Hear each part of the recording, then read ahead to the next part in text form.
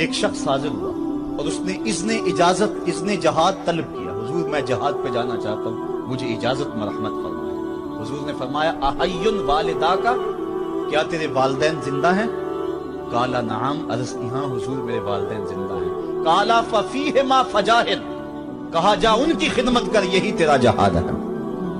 ماں باپ کو بلکتا ہوا چھوڑ جائے اور آپ جہاد پہ چلا جائے, ماں فالج میں گری ہوئی ہے اور بیٹا تبلیغی گشت پہ چلا جائے, باپ تڑپ رہا ہے اور بیٹا پیر کی چوکھٹ پہ جھاڑو دیتا پھرے, اللہ راضی نہیں ہوگا. میں سچ کہتا ہوں, اپنے بھی خفا مجھ سے ہیں, بیگانے بھی ناخوش, کہ میں زہر حلال کو کبھی کہہ نہ سکا کند.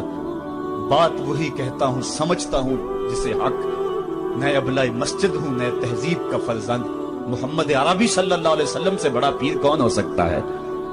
لیکن حضرت وہ ویسے کرنی نہیں آ رہی.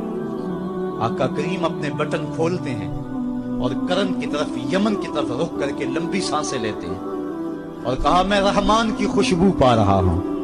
ایک دن صحابہ نے پوچھا, بندہ نواز جس کے لیے تڑپتے ہو, جس کی ٹھنڈی ہوائیں آپ کو آ رہی ہیں, وہ آپ کا بڑا پیار کرنے والا ہے. کہا ہاں میرے سے بڑی محبت کرتا ہے.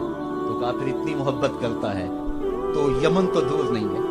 بلال حبش سے آ گیا, سلمان فارس سے آ گیا, سہیب روم سے آ گیا, اور وہ یہاں یمن سے نہیں آ سکا. فرمایا اس کی بوڑھی اور نابینا ماں ہے جس کی خدمت اس کو نہیں آنے دیتی. اللہ اکبر. اب حضرت اویس کرنی نہیں آئے لیکن خیر التابعین کہلائے. آئے نہیں لیکن حضور ان کی یاد میں تڑپ رہے. اللہ, بلکہ حضور نے فرمایا کہ کوئی جائے اویس بن عامر کو ملے, اور جب ملے تو اس کو کہنا میری امت کی بخشش کی دعا کرے.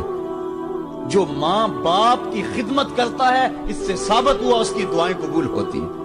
میں نے ایک روایت میں پڑھا ہے کہ جو آدمی روزانہ اپنے والدین کے لیے دعا کرے, والدین زندہ ہوں تب بھی, والدین فوت ہو گئے ہوں تب بھی, یہ عادت بنا لے, روزانہ ماں باپ کے لیے دعا کرے, ساری زندگی اس کے رزق میں بے برکتی نہیں آئے گی. اللہ اس کو رزق کی فراوانی عطا کر دے گا. اور جو والدین کے لیے دعا نہیں کرتا اللہ تعالیٰ کی رحمتوں سے محروم ہو جاتا ہے. حضرت ابو ہریرہ رضی اللہ تعالیٰ عنہ جب بھی ہاتھ اٹھاتے تھے تو یہ دعا کرتے تھے, اللہم اغفر لابی ہریرہ ولأمی ولمن استغفر لہما. اے اللہ ابو ہریرہ کو بخش دے, حضرت ابو ہریرہ کی ماں کو بخش دے, اور قیامت تک جو ہم دونوں کے لیے بخشش کی دعا کرے اس کو بھی بخش دے. حضرت امام محمد بن سیرین ایک بزرگ ہوئے تابعی, جب بھی دعا کرتے تھے یہ دعا ضرور کرتے تھے, اے اللہ ابو ہریرہ کی بخشش کر دے. کسی نے کہا کہ تمہیں ابو ہریرہ رضی اللہ تعالیٰ عنہ کی ماں سے بڑی ہمدردی ہے.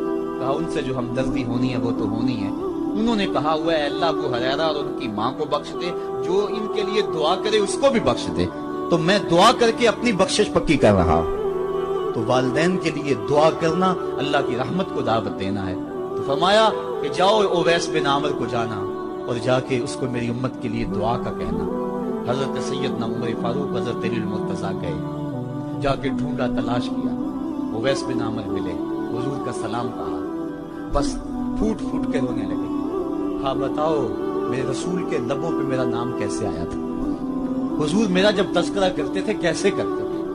یہ درد دیکھا تو بولے کہ کیا آپ اتنی محبت رکھتے ہیں تو پھر ملنے کیوں نہیں آئے حضور, اتنا جو پیار رکھتے ہیں تو زیارت کرنے کیوں نہیں آئے. تو حضرت اویس کرنی نے بات کے رخ کو بدلا, کہا تم نے میرے رسول کو دیکھا, تم نے میرے رسول کی زیارت کی ہے؟ کہا ہاں ہم تو صبح و شام وہاں رہے ہیں. کہا پھر بتاؤ حضور کے یہ ابرو جڑے ہوئے تھے یا کھلے ہوئے تھے؟ اب دونوں حیران ہو گئے. کہا تم نے تو دیکھا, میں نے تو دیکھا نہیں, تم بتاؤ نا. پھر میں تو گیا نہیں, مجھے کہتے ہو گیا نہیں, تم بتاؤ حضور کے ابرو جڑے ہوئے تھے یا کھلے ہوئے تھے؟ حیران ہیں. کہا حضور آپ ہی بتلائیے. کہا کوئی دور سے دیکھتا تو جڑے ہوئے نظر آتے, قریب آ کے دیکھتا تو کھلے ہوئے نظر آتے. یہ وہ ہے جو ماں کی خدمت کرتا رہا اور حضور کے دربار میں حاضر نہیں ہو سکا, لیکن حاضری اس کی تھی, وہ جہاں بھی تھا وہ نبی کے قرب میں تھا. تو اس لیے ماں باپ کی خدمت اتنا بڑا